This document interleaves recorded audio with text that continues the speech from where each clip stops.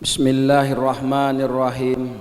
Assalamualaikum warahmatullahi wabarakatuh. Alhamdulillah, segala puji bagi Allah Subhanahu wa taala, Tuhan yang telah menciptakan kita semua dengan sempurna. Segala puji bagi Allah Subhanahu wa taala, Tuhan yang tidak pernah lelah, letih, apalagi lupa untuk selalu mencurahkan nikmat karunia-Nya kepada kita semua. Segala puji bagi Allah Subhanahu wa taala, Tuhan yang jikalau nikmat karunia-Nya coba-coba kita hitung, walaupun seluruh lautan, danau, sungai kita jadikan tintanya, batang dan ranting kita jadikan penanya, dan daun-daun di muka bumi ini kita jadikan kertasnya. Kemudian kita tuliskan nikmat karunia Allah Subhanahu wa taala itu, maka wallahi hadirin, demi Allah semuanya akan habis dan binasa. Tapi nikmat Allah, karunia Allah tidak akan pernah kunjung habis kita tuliskan. Salawat dan salam marilah kita sampaikan selalu kepada junjungan kita baginda Nabi Muhammad sallallahu alaihi wasallam beserta keluarga, para sahabat dan orang-orang istiqomah di jalannya, yang telah mengorbankan segalanya, mengorbankan dirinya, hartanya, waktunya, bukan untuk menjadi orang yang paling terkenal di muka bumi ini, bukan untuk menjadi orang yang paling kaya di muka bumi ini, dan juga bukan untuk menjadi orang yang paling berkuasa di muka bumi ini, tapi segala macam perjuangan dan pengorbanannya hadirin untuk sampainya agama kepada kita, sampainya agama kepada manusia yang terakhir kali diciptakan Allah sebelum dunia dikiamatkan Allah Subhanahu wa taala. Yang sama kita hormati, kita muliakan Imam Khatib Bilal Garim, khususnya guru kami Abarut Bahar yang mengajak kami untuk hadir di masjid ini.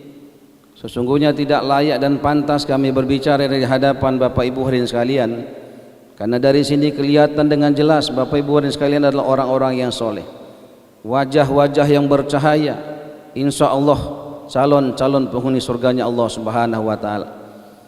Bapak hadirin sekalian, pada kesempatan ini kami ingin menyampaikan bahwasanya setiap manusia di muka bumi ini, siapapun dia, dimanapun dia tinggalnya, apapun pendidikannya, apapun profesinya, semuanya menginginkan hal yang sama.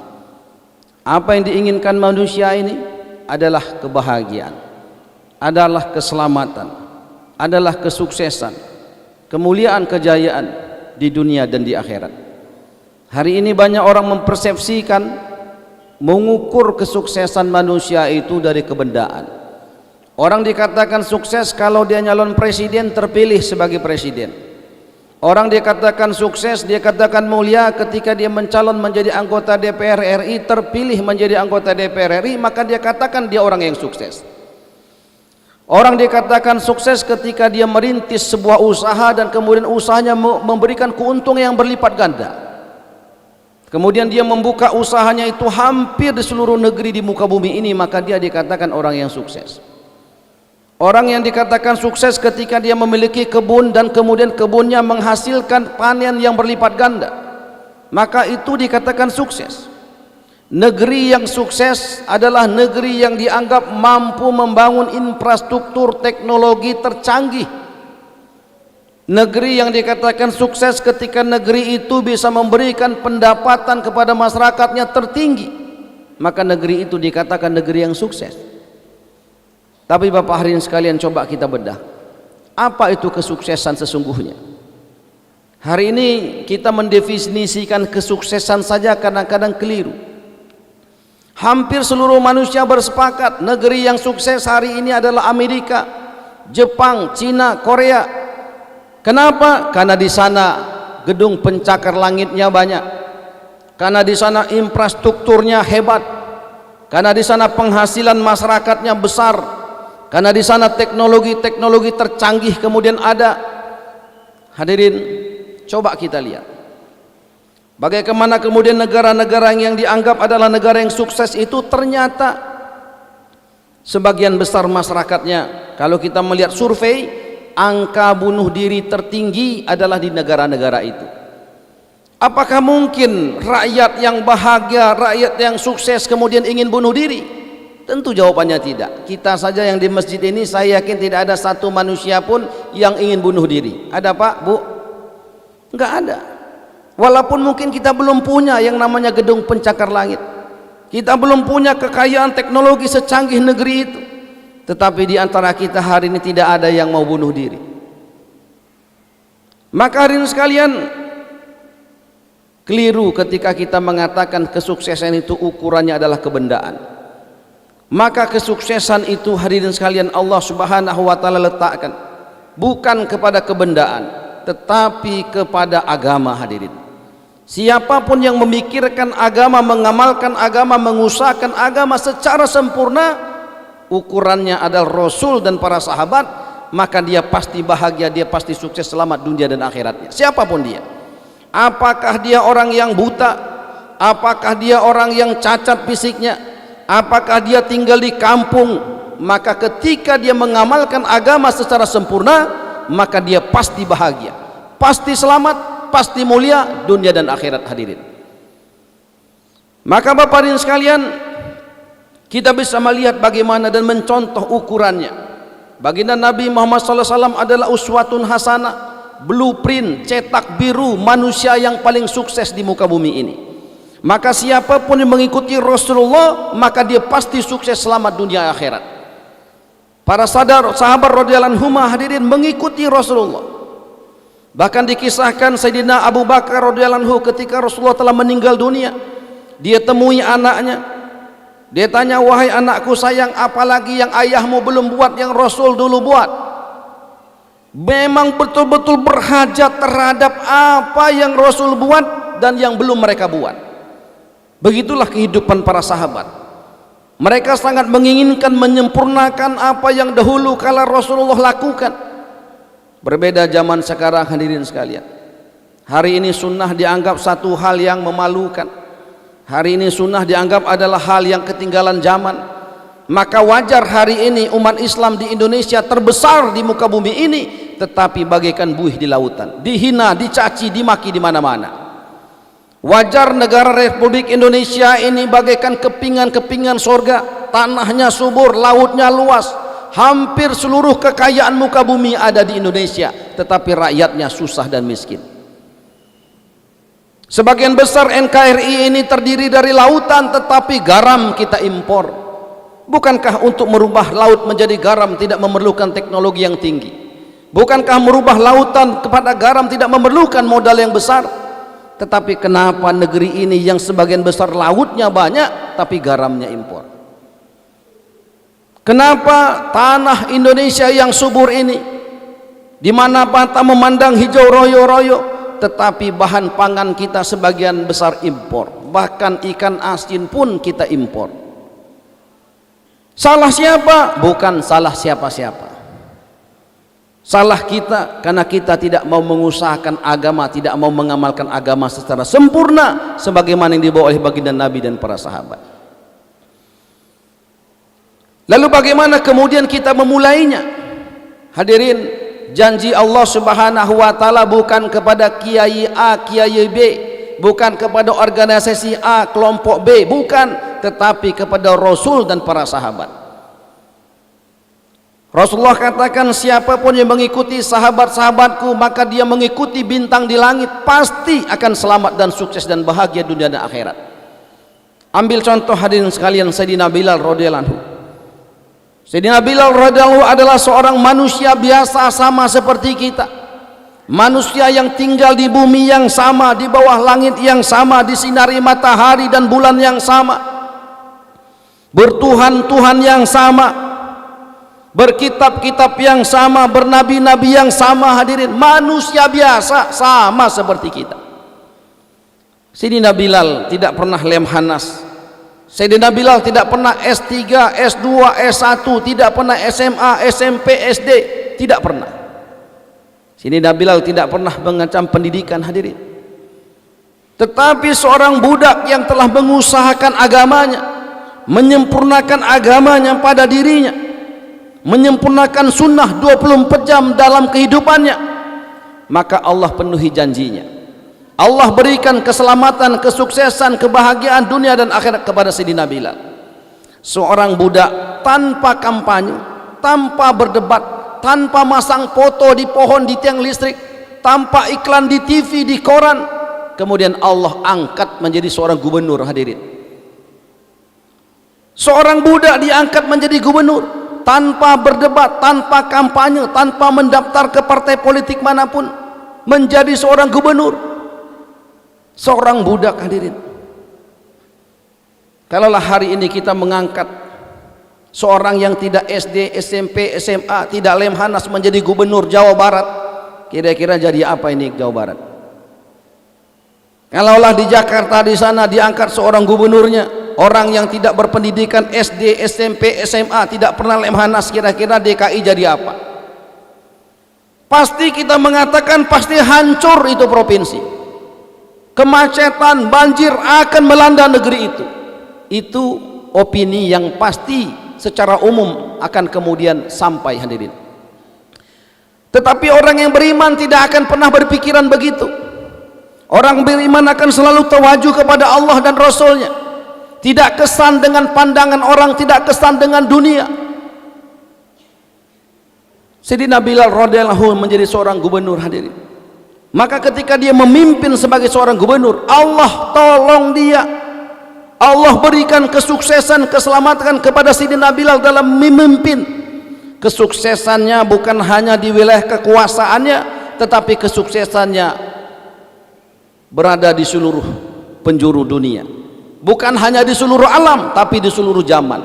Zaman now, zaman sekarang terpaut jauh dengan zaman Sayyidina Bilal, tetapi kesuksesannya, kemasyhurannya terasa sampai zaman sekarang. Hadirin, padahal Sayyidina Bilal tidak pernah buat Facebook, padahal Sayyidina Bilal tidak pernah membuat IG, padahal Sayyidina Bilal tidak pernah membuat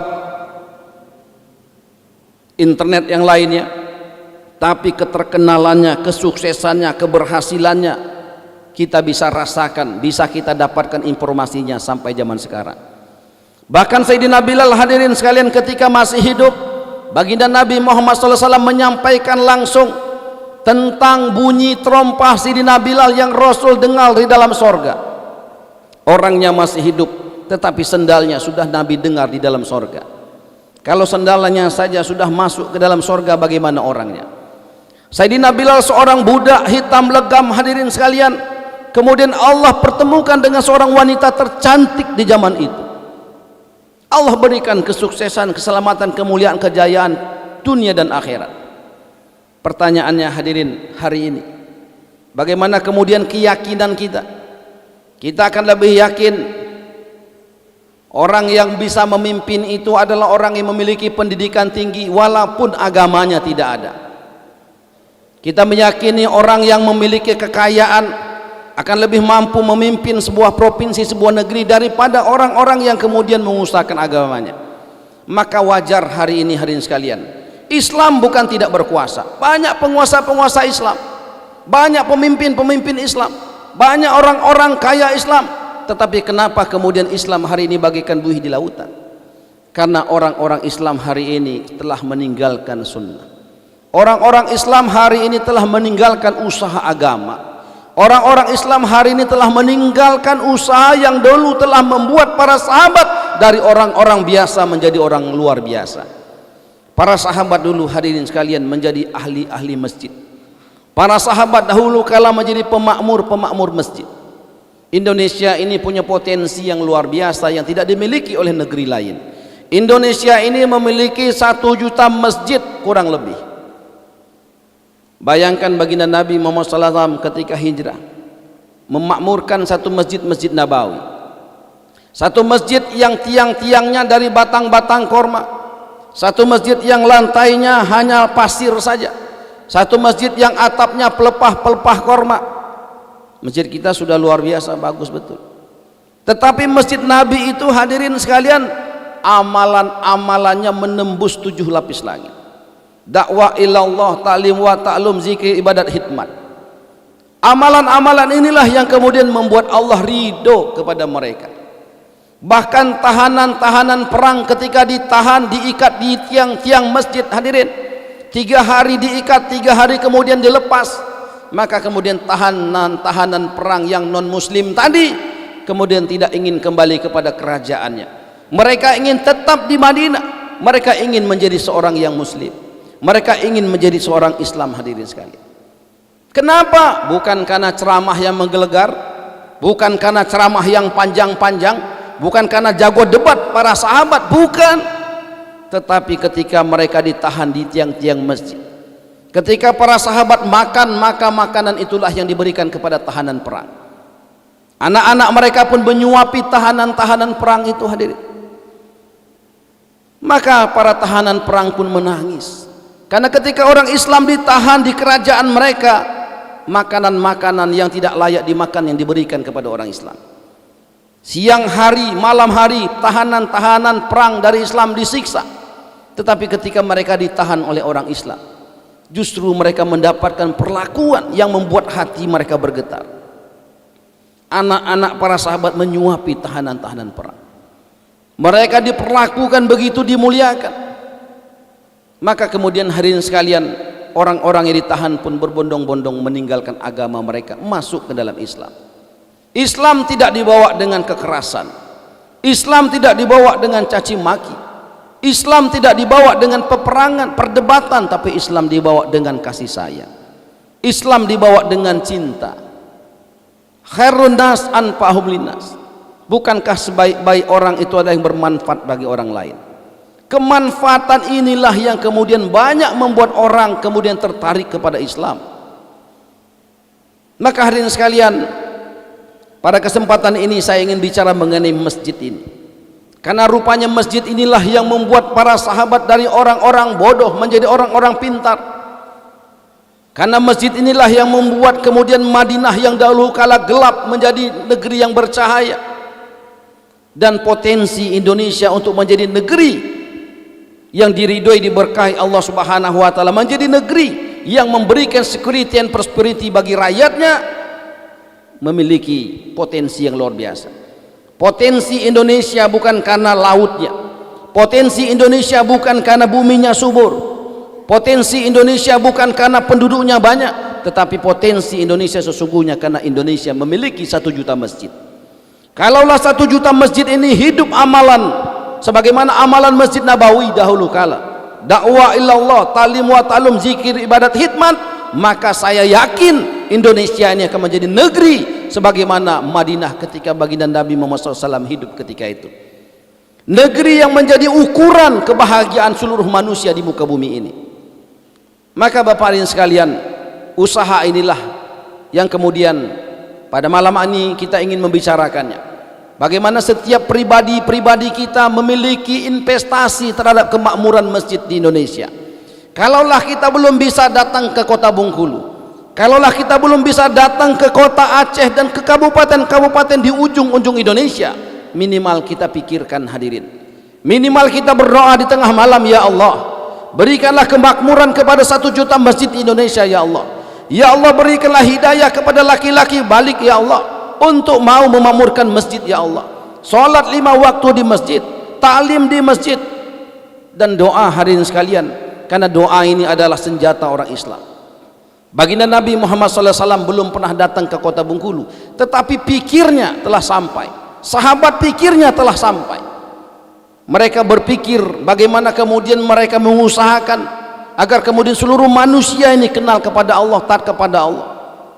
Bapak ibu sekalian, inilah yang kemudian hari ini perlahan-lahan mulai sirna. Kami datang ke Kementerian Agama Republik Indonesia meminta data, ada berapa sesungguhnya masjid di Indonesia ini. Kementerian tidak bisa memberikan datanya. Kami datang ke Dewan Masjid Indonesia meminta data, karena di kota Bengkulu akan diadakan doa 10 juta umat untuk negeri. Ketika itu almarhum masih hidup, Kiai Haji Arifin Ilham, kami minta untuk datang ke sana. Kita mau mengadakan dalam rangka hari Sumpah Hari Pahlawan, kita mengadakan doa 10 juta umat untuk negeri. Banyak orang tanya, dibilang, Pak Wali, bagaimana Anda mengatakan doa 10 juta umat? Memang penduduk Anda ada berapa? 400 ribu dengan anak-anaknya. Terus 10 jutanya dari mana? Penduduk Bengkulu berapa? 2 juta. Dari mana 8 jutanya lagi? Nabi Ibrahim alaihissalam ketika diperintahkan untuk memanggil orang haji dan umroh, ketika itu di sana Bapak dan sekalian penduduknya sedikit. Dia panggil saja cuman pakai lisan, tidak pakai TV, tidak pakai koran. Tetapi kemudian hari ini waiting list untuk di Bengkulu saja 20-30 tahun untuk haji dan umroh. Maka saya katakan kepada masyarakat yang menanyakan, tugas kita hanya memanggil saja. Tugas kita hanya memasang niat saja. Soal hasil nanti urusan Allah. Berapapun yang Allah kirimkan itulah hasilnya. Hayya 'alas shalah, hayya 'alal falah, kita jawab la haula wala quwata illa billahil azim. Wahai Allah, tidak akan mungkin bisa saya melangkahkan kaki masjid untuk sholat tanpa pertolonganmu wahai Allah. Maka hadirin sekalian, ketika doa 10 juta umat itu, Masya Allah, orang dari Makassar, berbagai dari kota datang ke kota Bengkulu. Banyak yang tidak bisa datang karena pesawatnya memang terbatas, bandara terbatas. Tapi setelah itu bandara pun diperluas. Bandara yang tadinya diambil oleh perhubungan diambil alih oleh Angkasa Pura, sehingga bandara di kota Bengkulu sekarang diperlebar hadirin sekalian. Maka dengan amal agama ini Allah Subhanahu wa taala akan mudahkan dunia kita. Sama seperti logikanya hadirin, kalau kita tanam padi ilalang pasti tumbuh. Tapi kalau kita tanam ilalang jangan pernah berharap padi akan tumbuh. Hari ini orang banyak ramai-ramai menanam ilalang berharap panen padi, nggak mungkin. Habis waktu kita sibuk mengurusi perkara-perkara dunia hadirin. Tetapi perkara agama tidak sibuk, tidak diurusi, hanya sekedarnya. Mana mungkin kita bisa sukses, bisa selamat, bisa bahagia? Karena sesungguhnya hadirin sekalian, bumi beserta isinya ini diciptakan sesungguhnya untuk manusia, dan manusia diciptakan untuk agama. Jadi manusia yang berhajat kepada agama, yang mengusahakan agama, pasti Allah sempurnakan dunianya. Tetapi manusia yang berhajat kepada dunia, meninggalkan agamanya, seperti manusia yang mengejar bayang-bayang, tidak akan pernah ketemu bayang-bayangan, tidak akan pernah dapat dia bayang-bayang itu. Dahulu kala di kota Bengkulu, negeri yang pernah melahirkan seorang wanita yang menjahit sangsaka merah putih, ibu negara pertama kali, Ibu Fatmawati namanya. Dan kemudian kerajaan kesultanan ketika itu berlebur menjadi NKRI, menjadi negeri yang besar. Tapi negeri ibu negara pertama kali ratusan tahun usianya belum punya rumah sakit. Jalannya banyak hancur, hutang ratusan miliar, dan berbagai macam catatan-catatan lainnya. Ketika dilantik menjadi wali kota pertama kali, kalau janji memang gampang, tapi ketika sudah terpilih menjadi susah. Tapi untung saya senang dengar ceramah. Ketika itu ada ustadznya katakan, intan surullah yansurkum, tolong agama Allah, Allah akan tolong kamu. Saya betul-betul senang ini kalimat. Dan saya yakin solusi dari visi misi saya itu adalah intan surullah yansurkum, tolong agama Allah. Pertanyaannya bagaimana cara menolong agama Allah? Karena saya bukan lulusan pesantren, saya bukan ustadz. Saya kenal dengan Abah Raud, diajak 3 hari itikaf di masjid. Setiap bulan 3 hari. Lama-lama senang sholat berjamaah, lama-lama senang bicara agama, dan saya sering diajak-ajak dengan beliau, sehingga banyak ilmu-ilmu beliau pun yang saya dengarkan. Dan saya ketika mendengarkan agama, saya mau amalkan cepat. Kemarin saya dengar ada hadis yang dibacakan, kalau tongkat itu sunnah, langsung saya beli tongkat, saya pakai tongkat. Orang pikir kalau pakai tongkat itu stroke, jadi kalau naik pesawat itu banyak betul saya ditegur. Dia bilang, maaf Pak, karena saya duduknya di pintu exit door itu. Dia bilang, maaf Bapak tidak bisa duduk di sini. Kenapa? Karena Bapak pakai tongkat. Loh, apa hubungannya? Karena ini Pak perlu nanti kalau darurat buka pintu pesawat. Saya bilang, saya bisa insya Allah. Ini tongkat sunnah. Orang banyak protes, kenapa pakai jenggot Anda wali kota? Karena ini sunnah. Dosa saya banyak, ilmu saya tidak ada, tapi saya nggak mau masuk neraka. Saya pernah dengar satu hadis, siapa yang menghidupkan sunnah cinta kepada Nabi, siapa yang cinta kepada Nabi di surga bersama Nabi. Saya nggak mau masuk neraka. Maka mau ganteng nggak ada urusan, yang penting sunnah hidupkan. Hadirin sekalian, maka masjid ini menjadi hal yang penting. Ketika saya mendengarkan intan surullah yansurkum, ketika itu masjid kota Bengkulu hanya 3 saja yang sholat, pada kapasitas masjid 5.000 orang. Bahkan kalau digunakan luar, di lahan luar itu bisa 10 ribuan orang, saking besar itu masjid. Bekas rumah sakit dijadikan masjid. Pagarnya rusak, karpet tidak ada, WC berantakan. Maka saya pikir inilah cara intan surullah yansurkum. Maka kemudian hadirin sekalian kita mencoba untuk memakmurkan masjid. Sempat kalau dulu ada viral yang menghadiahkan mobil, umroh, haji dan sebagainya karena ingin betul memakmurkan masjid. Dan ternyata hadirin cara-cara yang lain itu tidak ada jaminan berhasil. Cara baginda Nabi dan para sahabat itulah yang benar. Maka setelah melalui cara kasih hadiah mobil, kasih uang segala macamnya memakmurkan masjid, maka kemudian ketemu cara bagaimana kemudian kita menghidupkan masjid dengan dakwah ilallah, ta'lim wa ta'lum, zikri, ibadat, hikmat. Maka alhamdulillah masjid yang dahulu kala cuma 3 orang sekarang 5 sof, 6 sof. Satu sofnya rata-rata 100 orang. Dahulu kala masjid itu kering, gersang, nggak ada preman yang mau datang ke masjid. Tapi hari ini, dahulu kala preman-preman yang tatoan yang suka di Pantai Panjang sekarang menjadi ahli masjid. Jadi kalau datang ke Kota Bengkulu ke Masjid Akbar At-Taqwa, yang baca taklim bukan ustaz, yang baca taklim preman, kelihatan tatoannya. Dia dulu pegang nyekek botol, sekarang nyekek kitab. Dia bacakan fadilah sholat berjamaah, dia bacakan walaupun agak gemetar-gemetar nggak apa-apa. Ketika saya duduk sholat, banyak orang tanya, kok ustaznya kayak begini pak? Ini bukan ustaz, ini preman yang dulu malam minggu di Pantai Panjang, sekarang malam minggunya itikaf di masjid. Jadi kalau di Masjid Akbar Taqwa itu rata-rata anak muda setiap minggu itikaf di Masjid Akbar Taqwa, malam mingguan di masjid. Dan dihidupkan 5 amalan ini, subhanallah, hampir tiap hari orang non muslim masuk Islam. Boleh datang ke sana. Karena memang betul ketika dakwah dihidupkan maka iman akan meningkat. Ketika iman meningkat, amal agama menjadi mudah. Ketika amal agama menjadi mudah, suasana agama akan terlihat di mana-mana. Ketika suasana agama hidup, maka kemudian orang-orang non-muslim akan berbondong-bondong masuk Islam. Ketika orang-orang non-muslim masuk Islam, maka dari rahim-rahim orang non-muslim akan lahir anak-anak yang taat kepada Allah. Tetapi kalau dakwah tidak dihidupkan, dakwah ditinggalkan, maka iman akan menurun. Kalau iman menurun, maka amal akan menurun. Kalau amal menurun, suasana agama akan hilang. Jangankan di kebun, di masjid saja sudah tidak ada suasana agama. Di masjid orang bukan bicara Allah, bukan bicara sunnah, bukan bicara sorga, bicaranya politik, bicaranya ekonomi, bicaranya teknologi, Allahnya hilang. Maka ketika suasana agama menjadi hilang, sunnah pun menjadi tidak ada. Bahkan orang katakan sunnah itu membuat Islam menjadi mundur. Dan kemudian seterusnya orang-orang Islam berbondong-bondong meninggalkan Islam. Dan dari rahim-rahim wanita Islam akan lahir anak-anak penentang Allah. Kita perhatikan hadirin sekalian. Maka kemudian hadirin sekalian, ketika kita hidupkan masjid ini, ada yang dakwah, setiap orang datang ke masjid, ada pengurus masjid senyum. Anak-anak mudanya senyum, assalamualaikum bapak, selamat datang di Masjid Akbar At-Taqwa, alhamdulillah kami senang bapak bisa di masjid ini. Kalau mau wuduk boleh pak, di ini tempat wuduknya kami hantarkan boleh. Kalau mau minum ini pak, kulkas kita ada 4, silakan bapak minum. Dan itu semuanya gratis. Di salah satu kulkas itu ada buah-buahan. Mungkin bapak mau coba, ini buahan dari Kabupaten Lebong, jeruknya manis pak. Dan setiap pagi kita ada program untuk coffee morning, jadi makan pagi, sarapan pagi. Nah setiap Jumat kita berikan juga makanan siang. Dan target kita nanti setiap pagi sarapan paginya ada, setiap siang ada makan siangnya, setiap malam ada makan malamnya.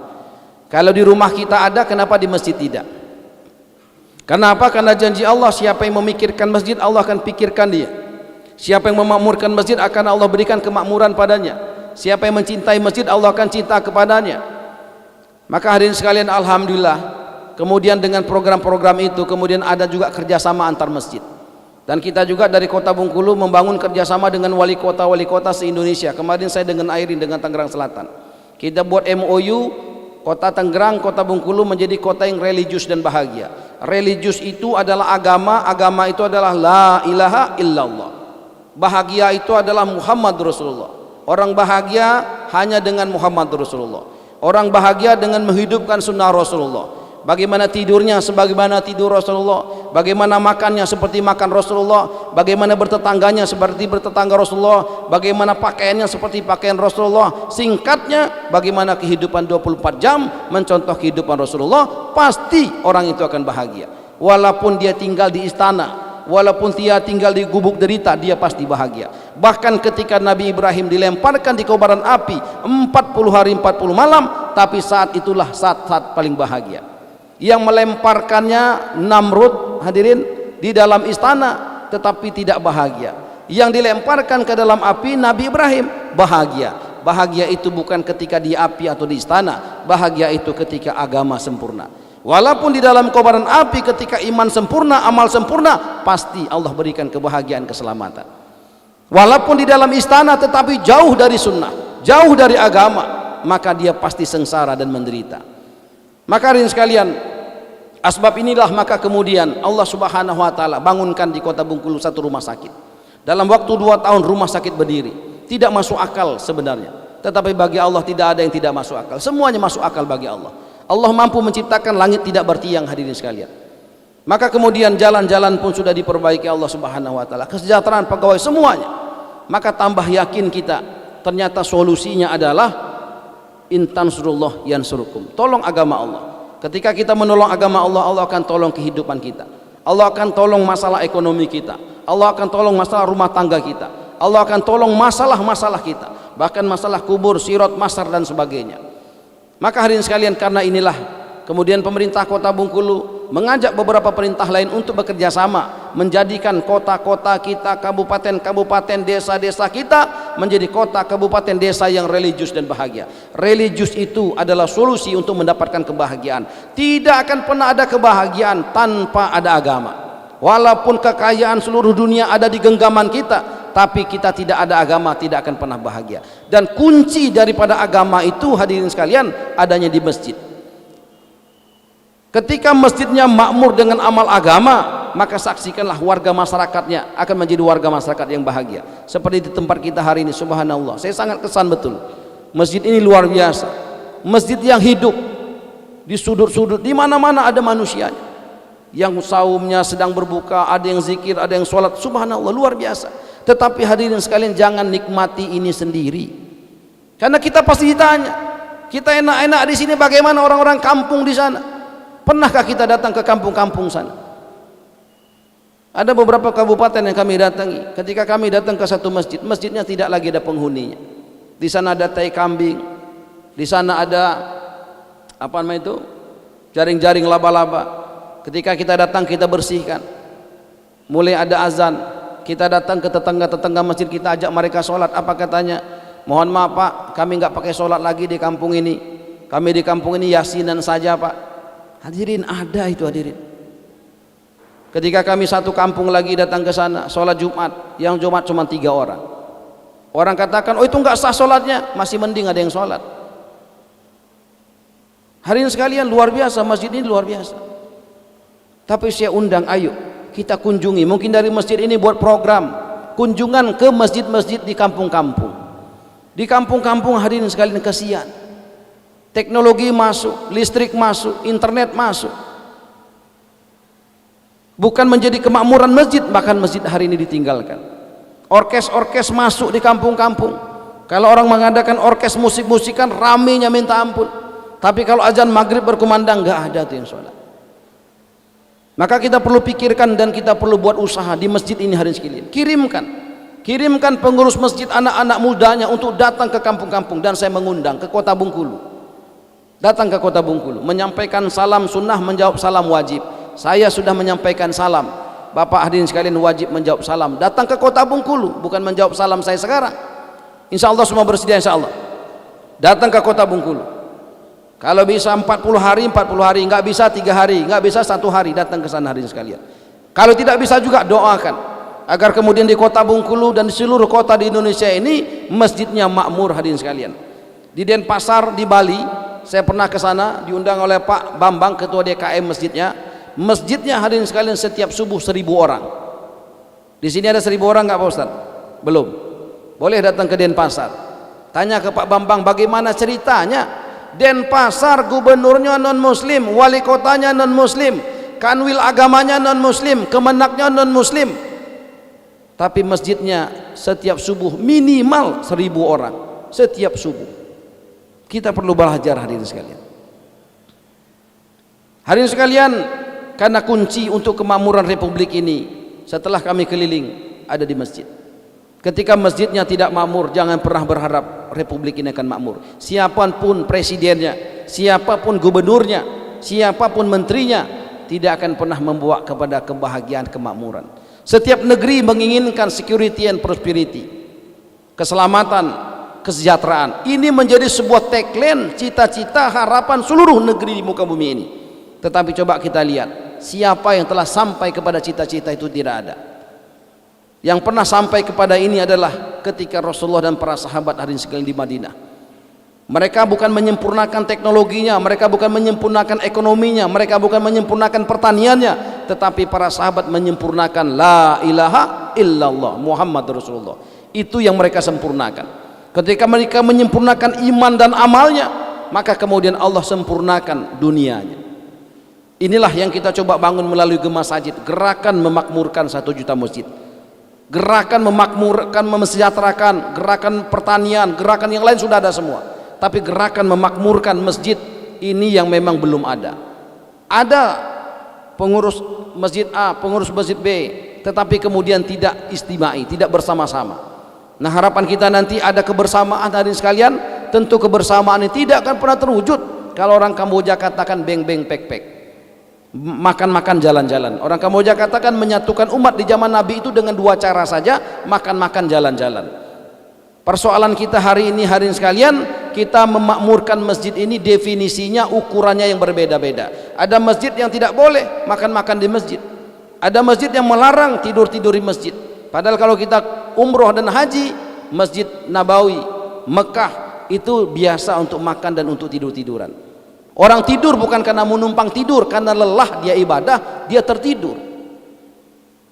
Lalu kemana ukuran masjid kita? Apakah kemudian kita berani mengatakan Masjid Nabawi salah, Mekah salah? Tidak, hadirin. Masjid yang ada makan-makannya, masjid yang ada jalan-jalannya, insya Allah masjid itu makmur. Kami sudah keliling hampir ke seluruh Indonesia dan beberapa negara lainnya. Di Korea misalnya, masjid-masjid yang makan-makan, yang jalan-jalan, betul kata orang Kamboja, masjidnya makmur. Di Kamboja Islam 7% hadirin, pemimpinnya non muslim, tetapi subhanallah di Kamboja itu luar biasa. Hampir seluruh dunia datang ke Kamboja.